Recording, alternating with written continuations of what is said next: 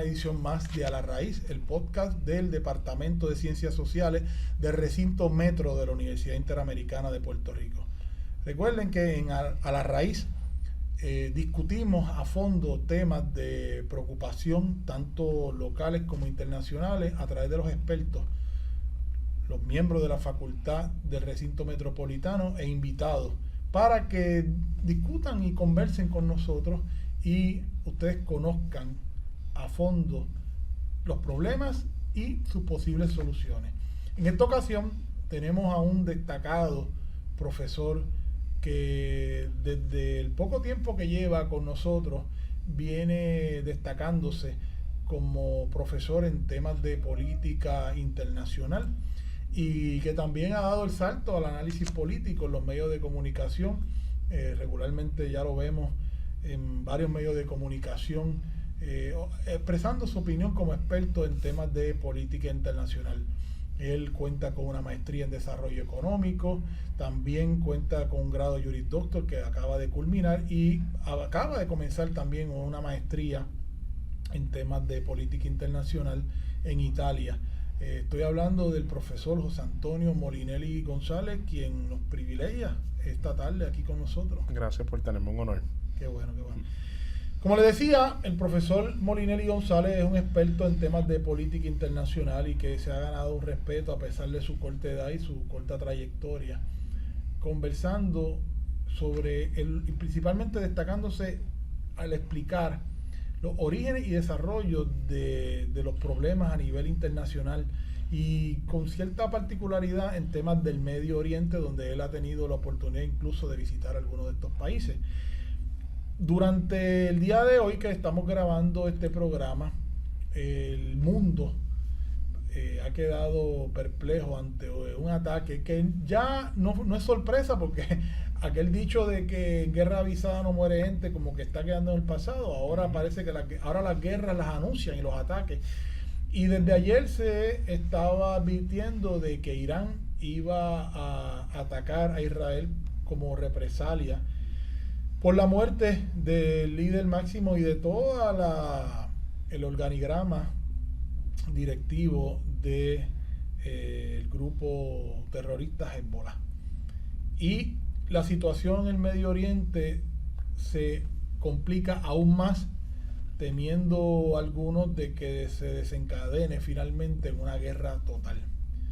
Así que quisiera, Molinelli, que habláramos un poco sobre lo que acaba de ocurrir en Israel y que vayamos un poquito atrás, porque casualmente ahora en el mes de octubre se cumple un año del ataque terrorista donde unos milicianos del grupo Hamas invade territorio israelí, ya tú nos aclararás como el experto, y masacraron y secuestraron a decenas de israelitas, algunos de los cuales pues aún no los han encontrado, y que eso conlleva una represalia por parte del ejército israelí, donde básicamente sobre la franja de Gaza no ha dejado piedra sobre piedra. Es un escenario de destrucción total, donde pues además de haber, por lo menos es lo que se dice hasta ahora, desarticulado el grupo Hamas, pues ha provocado una crisis humanitaria en esa región por la devastación que ha ocasionado ese ataque en represalia a lo que le hicieron hace ya casi un año. Sí, el conflicto, ¿verdad?, tiene un sinnúmero de raíces que ha llevado a un grado de represalia mutua que dificulta muchísimo discutir el conflicto en términos a una perspectiva paz o resolución.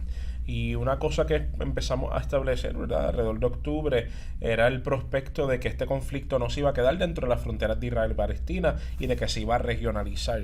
Y vimos esas primeras regionalizaciones con la contraataque por parte de Israel, que ha surtido de muchísima crítica internacional por todos los abusos humanos y acusaciones de genocidio que ha conllevado. Pero con esa contraataque se convocó el ataque de un conjunto aliado a Hamas, llamado Hezbollah, que que lanzaron una serie de misiles desde Líbano y desde entonces Israel lleva securitizando su frontera con Líbano.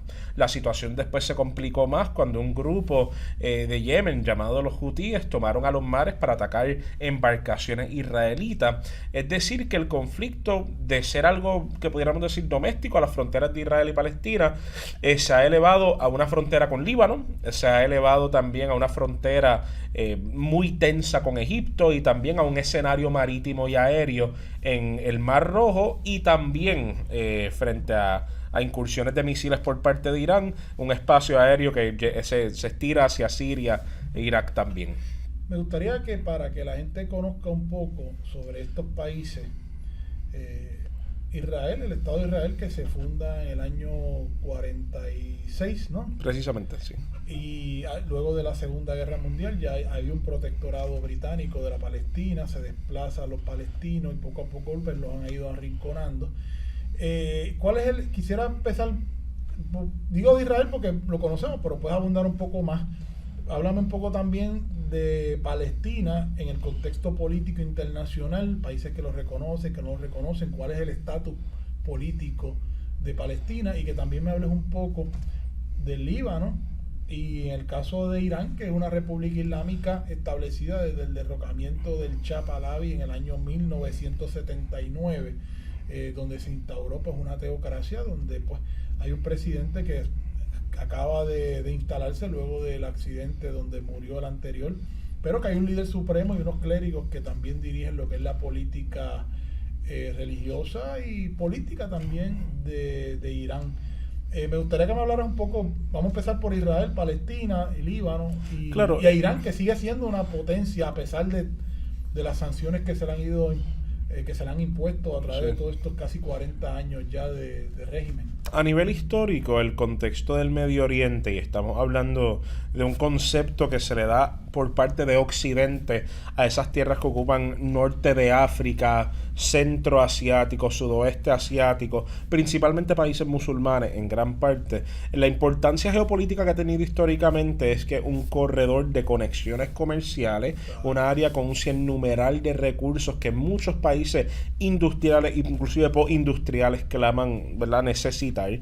Y por otra parte, también es un espacio de alta significancia política, porque el frente intercontinental de, empálgame, 3 continentes, y el concepto de continente no solamente geográfico, es político también, es donde las influencias de la Asia lejana, del norte de África y también de la Europa, lo que llamamos Occidente, y en un momento dado el bloque soviético, confligían, ¿verdad? Así que sabemos de punto de partida que es un área que, por todos los intereses que representa y la gran cantidad de facciones que hay, que siempre ha estado propensa a conflictos desde tiempos bíblicos. Inclusive esas nominalidades utilizadas en el presente se anclan a tiempos pasados.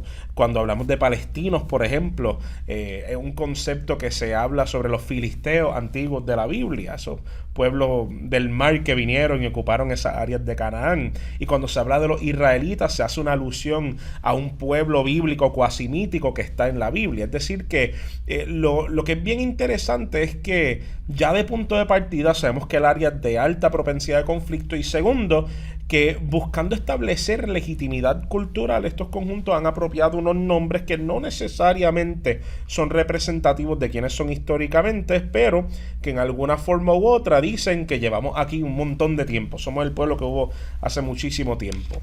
Si vamos a hablar un poco sobre los palestinos en gran parte son un pueblo árabe, a pesar de que tienen una etnia descendiente de cananitas, inclusive muchos palestinos tienen genética judía también, que en gran parte se ha identificado con el bando islámico, principalmente suní del Medio Oriente.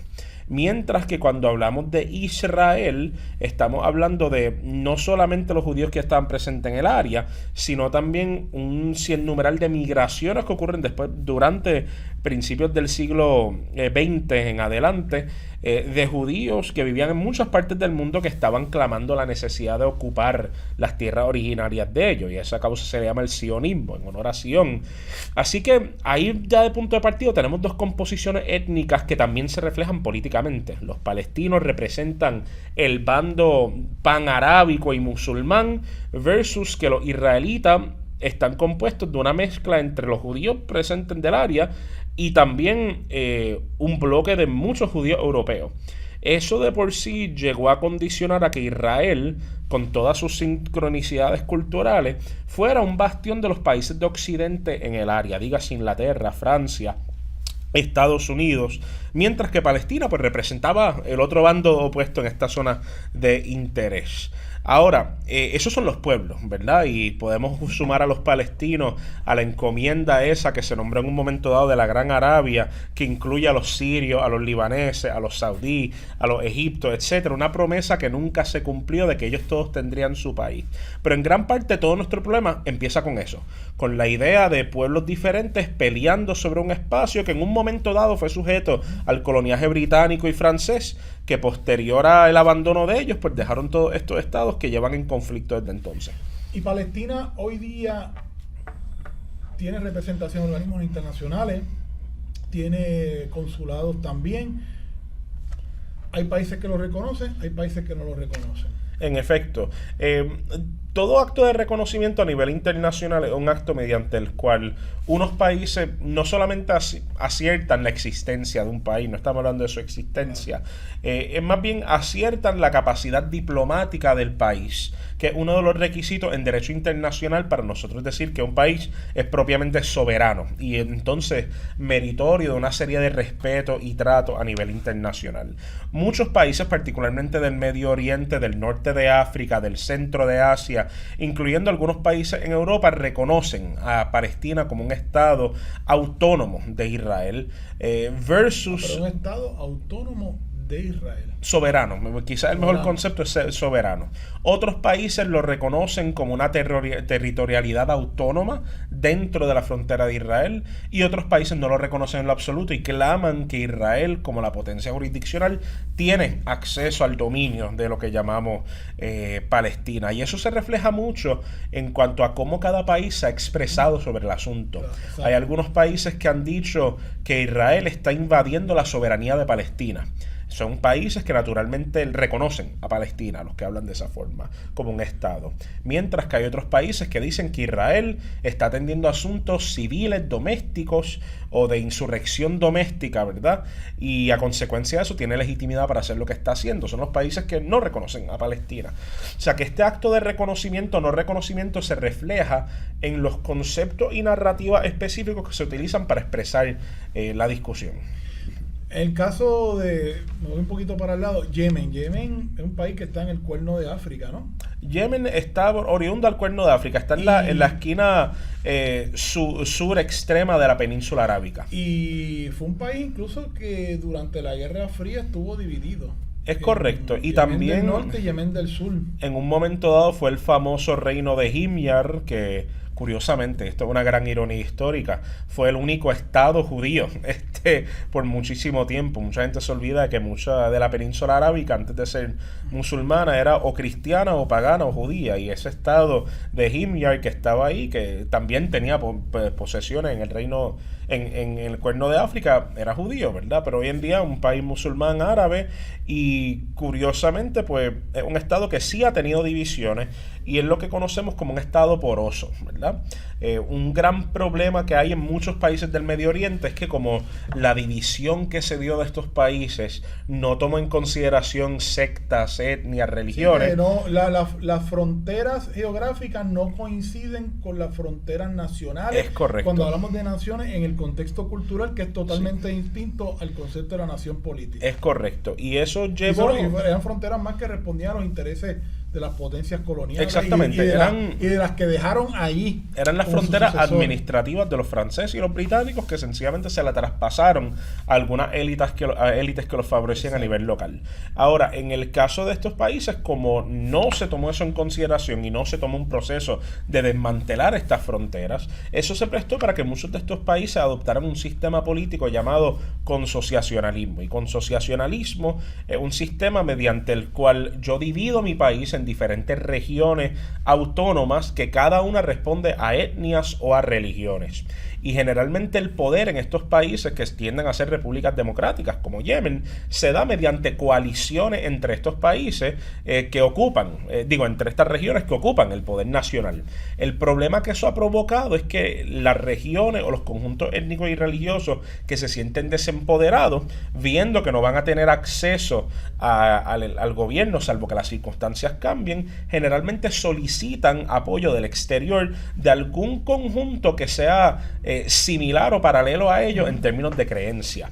Y eso es lo que vimos en Yemen cuando los hutíes, que en efecto fueron excluidos de la gobernanza del país, solicitaron asistencia de Irán para poder obtener poder y convertirse en una fuerza relevante política dentro de Yemen.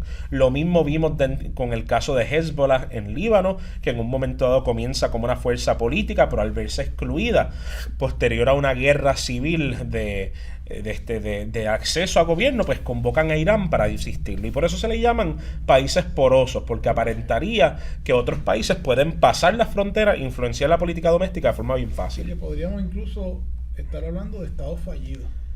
Pudiéramos decir fallidos en tanto tengamos resultados objetivos de ellos, porque existen países porosos donde la presencia de influencias exteriores sí, curiosamente, sirve para cimentar coaliciones más fuertes.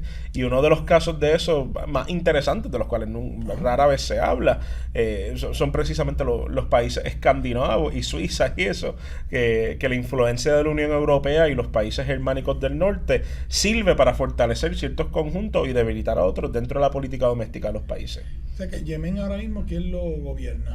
Ahora mismo Yemen está bajo el control de un conjunto suní, ¿verdad? Que es el gobierno principal, que en gran parte fue impuesto ahí por Arabia Saudita, posterior a que Arabia Saudita lo invadiera, que es un episodio histórico que no se discute muchísimo. Hace tan solo unos años Arabia Saudita llevó a cabo una invasión bien violenta de Yemen, reemplazando un gobierno que en su mayoría era chiita, y a consecuencia de eso tenemos un conjunto de los hutíes que se formaron como rebeldes en contra del nuevo gobierno en Yemen y en contra de los saudíes, que también se han mostrado en contra de Israel. Pero eso también provoca una pregunta bien interesante: ¿por qué los mismos rebeldes que están peleando contra Arabia Saudita también se lanzarían para una campaña contra Israel? Y la razón es porque, si bien hay muchos países árabes, incluyendo Arabia Saudita, que han condenado a Israel públicamente por su tratamiento de los palestinos, a nivel diplomático y contractual todavía siguen con muchas relaciones estrechas económicas con el Estado de Israel. Háblame ahora entonces del Líbano. ¿Cuál es el Líbano, que históricamente hubo una guerra civil? Sí, ha habido varias. Sí. Y ahora mismo hay un gran riesgo de otra. ¿Cuál es el estatus ahora mismo? ¿Quién gobierna en el Líbano? ¿Qué está ocurriendo? También podemos decir que es de fronteras porosas, donde hay organizaciones como Hezbollah, que opera ahí financiada por un gobierno exterior.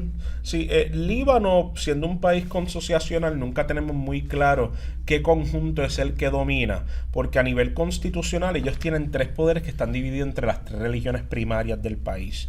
Tienen una presidencia que generalmente le toca a un candidato chiita, tienen un primer ministro que es suní, y tienen por otra parte un líder de la cámara de ellos que generalmente es cristiano maronita, ¿verdad? O sea que nunca tenemos muy claro quién está en dominio, salvo que hagamos un pareo de cuáles son las medidas que se han pasado y a favor de qué grupos son, ¿verdad?, durante los años. Pero en el presente, la figura más significativa del Líbano es el primer ministro, con sus capacidades ejecutivas, que sin duda alguna es suní. Es decir, que Líbano también estaba en un poco de conflicto con Hezbollah y con las fuerzas del sur, pero Líbano siempre ha obrado de forma bien pasiva con Hezbollah, por dos razones. Número uno, porque Líbano es un aliado tácito, no explícito, de Siria, particularmente del gobierno al-Assad, y a consecuencia de eso no pueden entrar en guerra con las esferas de poder paralelas al al-Assad, que son los bandos chiitas, y eso incluye Hezbollah.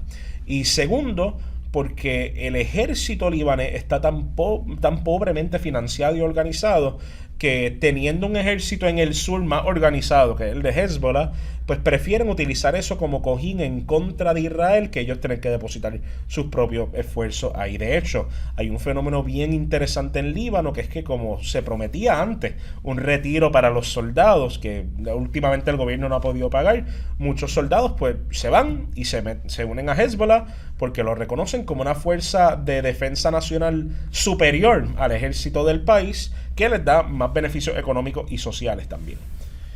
Y entonces vamos a Irán. Irán, que fue una monarquía absoluta hasta el año, estuvo desde con el Shah Mohammad Reza Pahlavi. Antes de él estuvo su papá, que era un coronel, un general del ejército que derrocó la dinastía Qajar, que hubo hasta principios de hasta la década de los 20.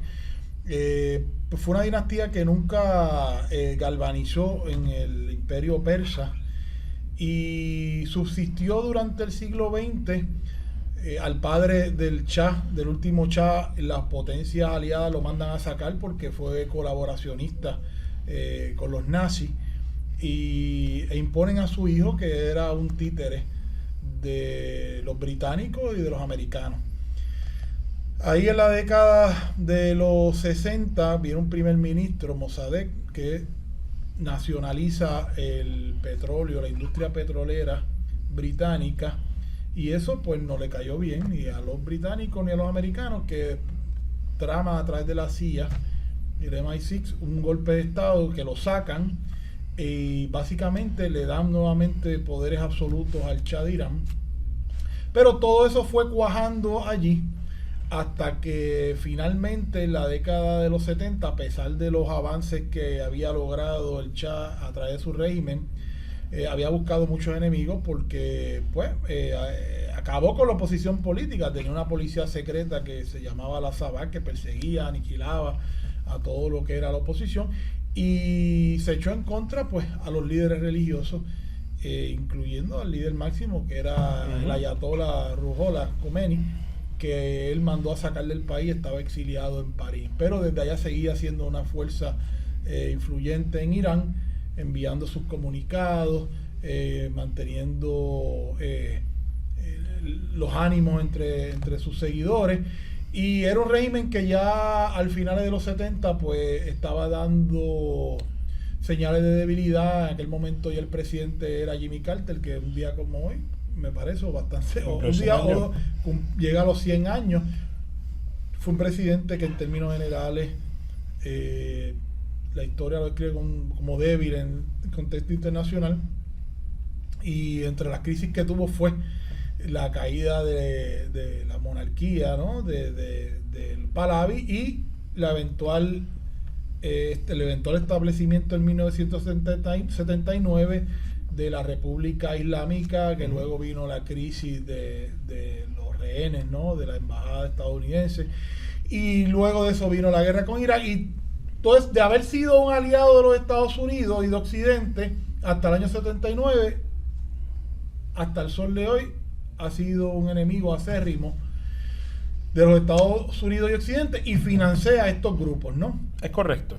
Y dicho de algo de lo que dije sobre Irán, ¿puedes añadir o corregir? No. Tú eres el experto en los temas. Es totalmente correcto todo lo establecido. Y en gran parte tenemos que entender que muchos de los estados se radican sobre lo que los sociólogos llaman la praxis, ¿verdad? El propósito de ser, la razón práctica por la cual se radican. Y mucha de la narrativa de la República Islámica de Irán siempre fue asegurar la autonomía de su pueblo, y eso es una narrativa que es anti-intervencionista. Y que le ha llevado a financiar estos grupos también. Exactamente. Y en gran parte tenemos que entender que inclusive el reino de Irán, al igual que el presidente de la República, también tenían muchos roces con el país árabe que conocemos como Arabia Saudita, porque ambos de alguna forma u otra trataron de ser lo que se llama el estado sucesor del califato. Y el califato pues fue este ordenamiento político que cuando surge el Islam clamaba ser el estado legítimo presentado por el profeta Mahoma, ¿verdad? Arabia Saudita clama que ellos son propiamente el estado califal de los suní, y Irán el estado califal de los chiitas, ¿verdad? Así que siempre ha habido un grado de conflicto entre ambos, pero en una cosa que recientemente llevan coincidiendo en algo, es la defensa en contra de intereses exteriores. Lo único que a través de mecanismos muy particulares. Arabia Saudita a través de aliarse con esos intereses exteriores, dígase Estados Unidos, Inglaterra y Francia. Irán a través de buscar coartar o negar la participación de estos países, o mejor dicho, el dominio de estos países de Occidente en las esferas importantes políticas y económicas del Medio Oriente. Así que naturalmente cada uno de estos países, que son dos polos bien importantes en el Medio Oriente, se han acercado a diferentes conjuntos. Y por esa predisposición narrativa de Irán, Irán naturalmente ha sido el país defensor o promulgador de muchos de los conjuntos paramilitares que claman ser anti-occidente. Y ahí tenemos a Hamas, ahí tenemos Hezbollah, ahí tenemos los hutíes, y ahí tenemos muchísimos otros conjuntos. Mientras que, curiosamente, Arabia Saudita pues financió muchos de otros conjuntos controversiales. Inclusive hay acusaciones de que ellos mismos eran los que apoyaban a ISIS, entre otras cosas. Así que... Y Al-Qaeda, ¿no? Entre otras cosas, ¿verdad? Sea por participación o omisión, mejor dicho. Así que, sabiendo todo eso, podemos trazar una línea de objetivos de Irán como país. Y esa línea de objetivos generalmente se radica en dominar las esferas de influencia económica y políticas presentes en el Medio Oriente. Ahora, eso no necesariamente significa eliminar participación exterior, significa dominar el espacio. Y para eso Irán ha calculado que necesita cambios de régimen en países esenciales. Dentro de ellos, en Israel, suplantarlo por Palestina. En el Líbano, suplantarlo, ¿verdad? Por la coalición en presente por el dominio de Hezbollah. En Siria, mantener a la dinastía, o mejor dicho, la dictadura al-Assad. En Irak, en un momento dado, también era... preservando algunas fuerzas opositoras a las cuales Saddam Hussein se oponía, ¿verdad? Así que cada uno de estos países ha depositado sus fichas de tranque. Y muchas de las reacciones que estamos viendo ahora por parte de países como Israel, Líbano, la Autoridad Autónoma en Palestina, se dan dentro del contexto de estos límites que los países fuertes han colocado. Y esos países fuertes siendo Arabia Saudita, Estados Unidos e Irán principalmente. Y bueno, durante el día de hoy ya contextualizamos, ¿verdad?, cada uno de los actores principales en esta situación, esta crisis. En el día de hoy ocurrió un segundo ataque a gran escala de Irán hacia Israel. El primero, que ocurrió hace unas semanas atrás, pues a través del domo que tiene el ejército israelí, pues pudo, podemos decir que prácticamente neutralizarlo. Todavía estas horas, todavía está de madrugada en aquella región. No se sabe específicamente los daños que haya ocasionado, pero se habla en la prensa de que fue un ataque con más de 200 misiles y que, al parecer, por los visuales, parece que algunos objetivos alcanzaron. ¿Qué se ha sabido de este ataque? ¿A qué se debe? ¿Está relacionado con el asesinato de los líderes de Hezbollah en el Líbano el fin de semana o hace unos días atrás, no? ¿Cuál es la razón de este ataque? Yo creo que por primera vez en la historia estamos viendo un fenómeno, y digo por primera vez a nivel tecnológico, de lo que yo considero hacer los rituales de los cohetes, y así mismo yo quiero bautizarlo, ¿verdad? Porque me parece que Irán bien reconoce que la tecnología de ellos de ataque no es tan sofisticada como la tecnología de defensa de Israel. Por lo cual el lanzar una cantidad muy limitada, porque 200 se escucha como mucho, pero no es un bombardeo estratégico grande, ¿verdad? Lanzar una cantidad limitada de cohetes, yo creo que Irán sabía que no iban a llegar a los objetivos principales. Y entonces está la pregunta, ¿por qué atacar? Y yo creo que más que por la muerte de Hassan Nasrallah, viene a consecuencia de la contraataque israelita a Líbano. Líbano siempre ha sido un estado bastante decisivo en la mediación de conflictos y paz en el Medio Oriente, y Líbano generalmente como país ha determinado muchas de las coaliciones y alianzas que se han dado tanto a favor como en contra de Israel. Fueron los que convocaron a Siria, Jordania y Arabia Saudita a invadirlo en los 60, pero también fueron los que coercionaron para que se diera un acercamiento de más caución en los 90, ¿verdad? Y entonces, Creo que Irán siempre ha sabido que el Líbano es una pieza esencial para ellos poder canalizar sus intereses en esa área del mundo, que nunca lo han tenido a favor, pues por el asunto de Hezbollah. Y por primera vez yo creo que Irán ha hecho este ataque para mostrarle al Líbano de que ellos pueden ser sus defensores. Y para reacertarle a Hezbollah de que ellos están apoyándolos, ¿verdad? Y la razón por la cual esa reaserción es necesaria es porque hace unas semanas el presidente de Irán, no el primer ministro, el presidente, fue a las Naciones Unidas y hizo un pedido, ¿verdad?, de desescalación del conflicto. Eso le preocupó altamente a los hutíes y a Hezbollah, que lo tomaron como un vamos a dejar de financiarlo a ustedes, y empezaron a rechazar provisiones, acercamientos, pedidos por parte de Irán. Así que yo creo que Irán aquí tuvo dos objetivos con el ataque y no fue en ninguno de ellos hacerle daño a Israel directamente. Fue cambiar la perspectiva política del Líbano para que empiecen a mirar a Irán como un protector en sustitución a Arabia Saudita y a Occidente. Y segundo, reaceptarle a Hezbollah y a otros conjuntos insurgentes de que todavía ellos continúan ejecutivamente y con muchos recursos luchando en contra de Israel. Bueno, entonces, ¿cuál para ti es la diferencia entre ese primer ataque de Irán a Israel a este ataque? Yo creo que el primer ataque no solamente fue ellos experimentando con las aguas, sino que también tuvo una genuina intención de hacer daño en puntos estratégicos. Y eso se demuestra por los lugares a los cuales los cohetes fueron detenidos. Dígase bases militares, áreas logísticas, etcétera. En la mayoría de los cohetes que fueron enviados esta vez fueron enviados a un objetivo fútil, Tel Aviv, es decir, la área más protegida de todo Israel. Se sabía que en gran parte no iban a llegar y se sabía que era un ataque más simbólico, y por eso yo lo quiero llamar, ¿verdad?, la ritualización de los cohetes, porque la idea no es dar, es mandar un mensaje, ¿verdad? Y si alguno se escapa, excelente, dicho de paso. Un mensaje también político al interno de estos países, de que no se quedaron cruzados, de que están vengando, eso es importante. Muertes, ¿no? Ahí también...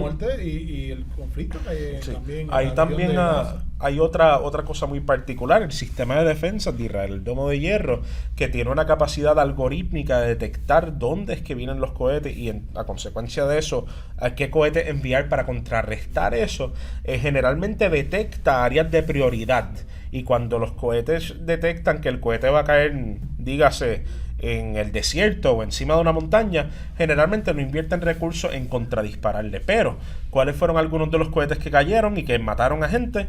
Pues en el área de Jerusalén, Cisjordania, en Gaza. Es decir, que el sistema del domo de hierro también discrimina dónde puede dejarlos caer. Lo han programado de tal forma que no considera áreas de seguridad nacional, en áreas donde están presentes las poblaciones palestinas. Es decir que, nuevamente, como decimos en derecho, también de la omisión puede llegar la responsabilidad en este sentido. Pero, irrespectivo de los bandos, hay un fenómeno bien interesante que está ocurriendo domésticamente en Israel y en Palestina que posiblemente cambie estos escenarios. A nivel de Palestina, pues naturalmente hay un creciente descontento que se ha tornado violento, que va a condenar a las próximas generaciones a posiblemente juntarse a otras formulaciones de grupos militantes en contra de Israel. Es decir que Israel, buscando defenderse, ha también sentado las semillas para sus futuros enemigos, y eso es bien problemático. ¿Y beneficiados y perjudicados de este ataque? Por parte de este ataque, sin duda alguna los perjudicados son los libaneses.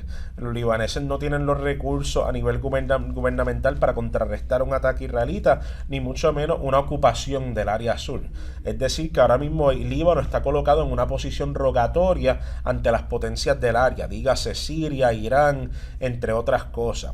Pero yo creo que beneficiado de este ataque sale tanto Israel al igual que Irán. En el caso de Israel, porque se le ha dado un casus belli para ellos continuar ocupando y expandiéndose, pero en el caso de Irán, porque la contraataque israelita que provocó, ¿verdad?, el ataque, ha llevado a cambiar todas las esferas diplomáticas a favor de Irán y lograr un objetivo que en gran parte la administración Netanyahu no ha podido trabajar bien, que es la creciente aislación diplomática de Israel. que posiblemente pudiera condenarlo a perder muchos de sus conflictos. Y eso es algo que yo creo que en el furor del nacionalismo y la supremacía étnica que rige ahora mismo en Israel, es algo que muchos de ellos están ignorando, porque en este furor creen que pueden contra el mundo entero, que son un pueblo elegido por Dios, y que a consecuencia de eso posiblemente sacrificarán toda la red de apoyos que tienen. Inclusive Estados Unidos es el país que principalmente los apoya, y hasta ellos le han mordido la mano, lo han puesto en una entrecrucijada diplomática que posiblemente le pierda la elección a Kamala Harris también. Así que es interesante. Quería hablarte en breve. El aumento en la presencia de efectivos del ejército de los Estados Unidos en la región, leí que va a aumentar. Eso uno puede traducirlo en que habrá una intervención de los Estados Unidos en la región, una intervención militar, o es más bien disuasivo. Yo creo que es un elemento disuasivo, pero no para lo que nosotros generalmente pensamos. No es un elemento de primer clamor de decir estamos aquí para defender Israel. Yo creo que Estados Unidos reconoce que hay 4 países indecisos en cuanto a cómo proceder. Uno de ellos es el Líbano, que ya está bastante decidido en cuanto a cómo va a proceder, va a contraatacar. Otro de ellos es Siria, otro de ellos es Egipto y el otro es Jordania. Y yo creo que la presencia militar en el este del Mediterráneo por parte de Estados Unidos no responde tradicionalmente a ellos decir vamos a defender Israel, sino más bien responde a decirle a estos otros países indecisos: recuérdense que aquí está mi ejército para que tomen la decisión apropiada de a quién deben respaldar. O sea que yo creo que es una meta un poco más ulterior, de un paso más adelante. Y gracias a que ese es el caso, yo creo que vamos a ver más participación de los agentes principales del Departamento de Estado de los Estados Unidos en conferencias en muchos de los países árabes mediadores, dígase Qatar, Omán, Emiratos Árabes, pero también mucha conexión diplomática con Egipto, buscar renormalizar relaciones con Siria, entre otras cosas. Creo que son todos fenómenos que van a surgir porque ahora más que nunca el interés estadounidense es que no se forme una coalición de países árabes que invada a Israel. Estamos a menos de 40 días de las elecciones en los Estados Unidos. ¿Qué efectos, si alguno, podría tener en las elecciones, teniendo en cuenta de que quien gobierna es el Partido Demócrata, que quien aspira a ser electa es la vicepresidenta del presidente de los Estados Unidos, Kamala Harris, que tiene del lado republicano a un Donald Trump que promulga una mano dura contra todos los regímenes contrarios a los Estados Unidos? O sea, no ve con buenos ojos el régimen de Líbano ni el de Irán, tampoco, muchísimo menos el de Yemen, y que ha expresado un apoyo total hacia el gobierno de Netanyahu y de Israel. ¿Qué efectos podría tener que esta situación siga escalando? Y tú dices que no, pero imagínate que a tan poco tiempo de las elecciones hay una intervención militar estadounidense en la región, cosa que podría ser devastadora, ¿no? ¿Cómo tú lo ves? Los efectos de esto que está ocurriendo hoy, 1 de octubre, en las elecciones del próximo 5 de noviembre. Primero todo, ¿verdad? La presencia militar en el área, yo creo que es que responde a buscar convencer a otros países, pero tiene una alta probabilidad de convertirse en una intervención real, ¿verdad? Eso es muy importante. Ahora, en el caso de la elección, sí hay un bloque demócrata con alto descontento con la administración de Biden y Harris en cuanto a cómo han tocado el asunto de Israel y Palestina, sin contar Israel también suelto, exactamente, ¿no? Sin contar una gran población árabe y simpatizadora con Palestina, ¿verdad? Que pudiera ser decisiva en muchos estados tales como Nueva York, Michigan principalmente, Oriente, entre otros foros. O sea que ciertamente el acercamiento demócrata al conflicto no ha sido el provechoso para una elección. Ahora, también tenemos que tener en consideración que el perfil militar de Donald Trump también fue uno aislacionista, de salirnos de conflicto. Y yo creo que es poco probable que lo que ha dicho Donald Trump se materialice en un apoyo vivo, intervencionista dentro del conflicto de Israel, al igual que no creo que se materialice en otra situación que él ha comentado mucho, que es Ucrania, ¿verdad? Y es porque ese es el rapport, ¿verdad? El electorado nacionalista estadounidense generalmente arguye de que Estados Unidos tiene que salirse de los espacios internacionales y que no debería invertir tantos recursos en lo que ellos consideran hacer tragedias ajenas. Así que en tanto la administración Trump nueva se comporte como la vieja, en el caso de que gane, yo no creo que se va a materializar en una intervención súper tangente. Yo creo que los demócratas son los más inclinados a participar de estos espacios internacionales, y en el caso de que entre la administración Harris, yo creo que al igual que va a haber un gran apoyo militar elevado en el caso de Ucrania, también habrá un gran apoyo militar que mucha gente va a considerar lamentable, que yo personalmente considero lamentable, en cuanto a Israel, ¿verdad? Así que nuevamente ahí tenemos una disonancia entre la narrativa pública versus el realpolitik de cómo se comportan los partidos. Pero ¿ves algún efecto En la política, si las elecciones fueran mañana? Yo creo 2 de octubre, ¿verías algún efecto esto que está ocurriendo, lo que ocurrió ayer y lo que ha estado ocurriendo la última semana? Yo creo que fuera de añadir más personas a la causa de desistir de votar por Kamala Harris, no creo que con tanta inmediatez veríamos una gran diferencia, porque me parece que a la luz del conflicto de Palestina, ya muchos electores están decididos de que o no van a votar o de que van a votar en contra al Partido Demócrata. Y a consecuencia de eso, yo no creo que el acto del Líbano convenció a nuevos electores de lo contrario, salvo que hayan algunos electores bien conscientes de los principios de soberanía internacional, ¿verdad? Así que yo no creo que va a tener tanto una diferencia. Lo que sí yo dudo mucho es la funcionalidad de las encuestas presentadas, porque muchas de las encuestas que favorecen a Harris sobre Trump tienen unas desviaciones estadísticas poblacionales que creo que son problemáticas, ¿verdad? O sea, se considera de una encuesta de 10.000 personas, 9.000 de ellos son de un área urbana de la ciudad, ¿verdad? O sea, que yo creo también que hay una masa silente de electores, principalmente rurales, que pueden hacer una gran diferencia en la elección y que pudieran llevar a que Donald Trump salga reelecto. Ahora, sí considero que Harris será ciertamente un candidato mucho más fuerte que Biden y que todavía tiene tiempo de remediar ciertos asuntos en cuanto a su acercamiento al Medio Oriente que pudieran llevar a que los electores no necesariamente se convenzan de que es la electora apropiada, sino de que como mínimo un mal más aceptable que el que sería Donald Trump en el área. Bueno, yo creo que hemos hecho un buen resumen de lo que está ocurriendo ahora mismo en la región. Veremos los próximos días. Yo creo que, como dice el dicho, la violencia engendra violencia. Yo no creo que los problemas que hay en esta región se solucionen a través de la violencia, porque va a seguir repitiéndose y los hijos de los muertos vengarán sus muertes eventualmente. Correcto. Y así pues seguirá esa caravana de la muerte, que es lo que está ocurriendo allí con las consecuencias catastróficas de crisis humanitaria. Es correcto, y también tenemos que ser bien dudosos de los prospectos de intervención internacional como mediadores de la paz, porque los mediadores de la paz generalmente sacan un gran beneficio, y es que al ser los que proveyeron la paz se quedan con una gran parte de los dividendos de esa paz. Claro. Así que también tenemos que entender de que muchas de las poblaciones del área están reacias a que la paz venga de la mano de países extranjeros, incluyendo Irán, incluyendo Estados Unidos.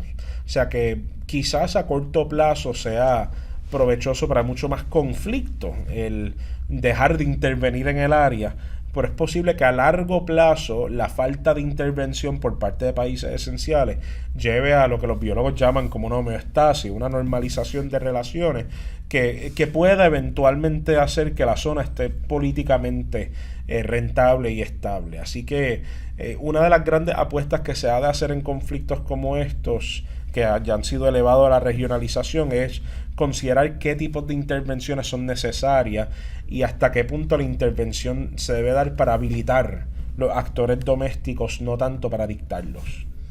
Muchas gracias al profesor José Antonio Molinelli González por compartir con nosotros todo tu conocimiento sobre la política en el Medio Oriente y las posibles consecuencias de la escalada de la violencia que se ha estado viendo en la región en las últimas horas.